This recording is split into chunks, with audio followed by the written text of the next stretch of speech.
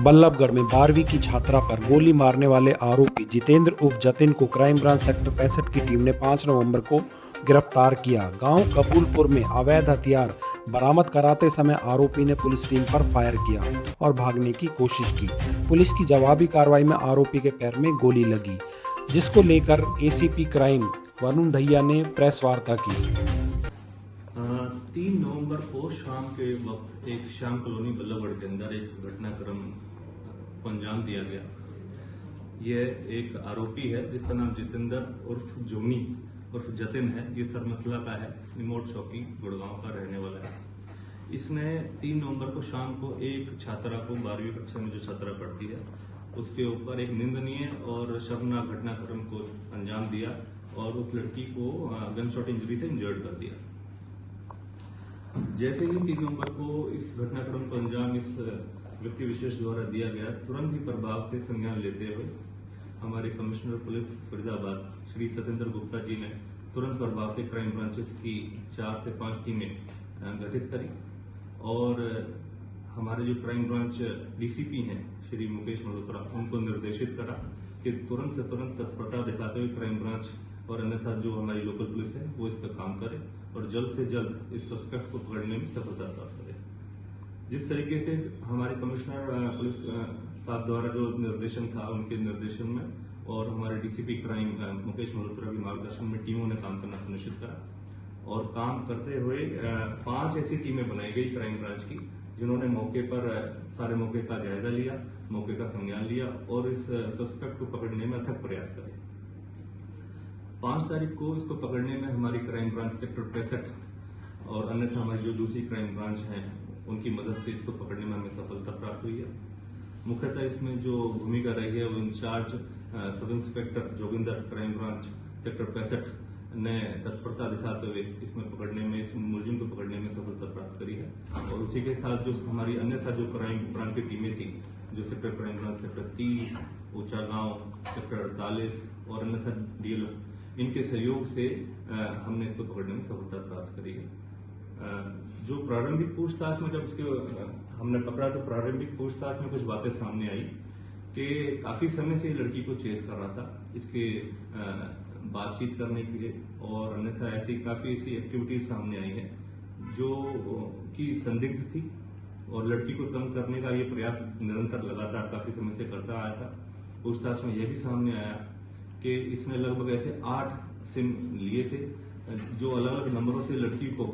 तंग करने के लिए या उससे अप्रोच करने के लिए या बातचीत करने के लिए इस्तेमाल करता था। अक्टूबर माह के अंदर इसने 8 सिम निकाले गए। तो इस चीज से ये इनकार नहीं किया जा सकता कि जो भी इसकी मानसिकता थी वो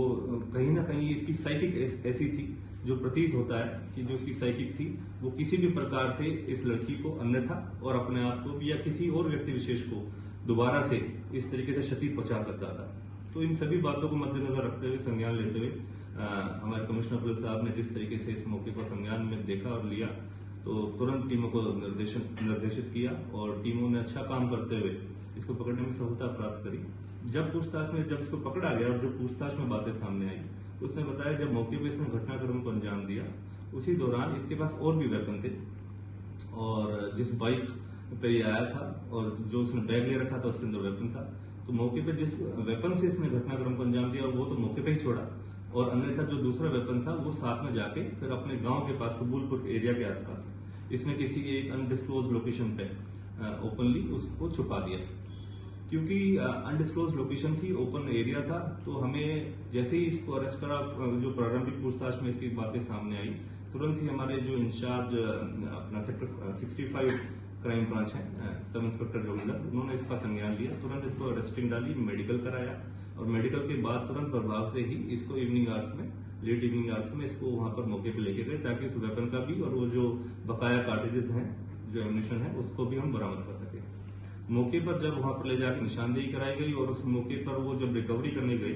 तो रिकवरी के दौरान इसने वो जहां पर एक पत्थरों का ढेर था वहां पर खेतों के आसपास रोड के किनारे, तो उसी दौरान इसने वो कुछ जो एम्यूनिशन वो बरामद कराया, लेकिन जो वेपन था वो उसने किसी और दूसरी ही डिस्क्लोज लोकेशन के आसपास ही छुपा रखा था जो कि लोडेड था। जैसे ही उसने एम्यूनिशन देखा और पुलिस ने पार्टी चेक करा कि वेपन कहाँ है तो उसी दौरान इसने दूसरी जगह से वो वेपन निकाल के पुलिस पार्टी पे तुरंत फायर कर दिया। लकीली पुलिस पार्टी इंजर्ड नहीं हुई, बच गए और तत्परता से कार्रवाई करते ही इसको काबू करने की कोशिश करी। जो मौके से इसने भागने का प्रयास करा, पुलिस पार्टी के ऊपर 2 फायर करे भागते हुए। तो उसमें जो इंचार्ज जोगिंदर थे सेक्टर 65 के, उन्होंने इस मौके को संभालते हुए इसको वार्निंग फायर दिया और फिर इसको काबू करने के लिए जब एक फायर इसकी तरफ करा गया तो ये इसके पैर में गोली लगी, जहां पर ये इंजर्ड हो गया। और सभी की जानो माल की सुरक्षा देखते हुए जो हमारे इंचार्ज सेक्टर 65 है, उन्होंने अपना साहस का परिचय दिया और मौके पे ही इस आरोपी को दोबारा पकड़ने में सफलता प्राप्त करी। क्योंकि इसकी साइकिक जिस तरीके की लड़की की इसकी आरोपी की साइकिक थी, हम इनकार नहीं कर सकते थे कि ये किसी भी व्यक्ति विशेष को दोबारा क्षति पहुंचा सकता था या खुद भी अपने आप को क्षति पहुंचा सकता था। इसी संबंध में कार्रवाई करते हुए इसको मौके से पकड़ा गया। जो कि इसने निंदनीय और शर्मनाक घटनाक्रम को अंजाम दिया। एक लड़की के ऊपर सारे बाजार खुले आम रोड के ऊपर इसने जो उसके ऊपर फायरिंग इंसिडेंट करा, जिस दौरान वो युवती जो घायल हो गई। हम एक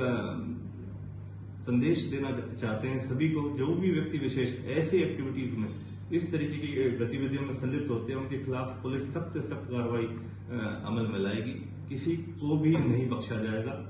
माननीय हमारे डीजीपी श्री ओपी सिंह साहब द्वारा भी इस बारे में समय समय पर काफी ऐसे आदेश दिए गए हैं कि भी कोई भी अगर व्यक्ति विशेष फायरिंग इंसिडेंट को अंजाम देता है, कोई extortion related murder, attempt to murder या अन्यथा इस टाइप की किसी भी एक्टिविटीज में अगर कोई इन्वॉल्व होता है तो उसके खिलाफ सख्ताई से कार्रवाई पुलिस अमल में लाएगी। पहले तो सभी को ये संदेश है, ये वार्निंग है कि अगर कोई ऐसी एक्टिविटीज में इन्वॉल्व है या तो वो पुलिस के सामने सरेंडर करे, अन्यथा जिस तरीके का वो एक्टिविटीज में इन्वॉल्व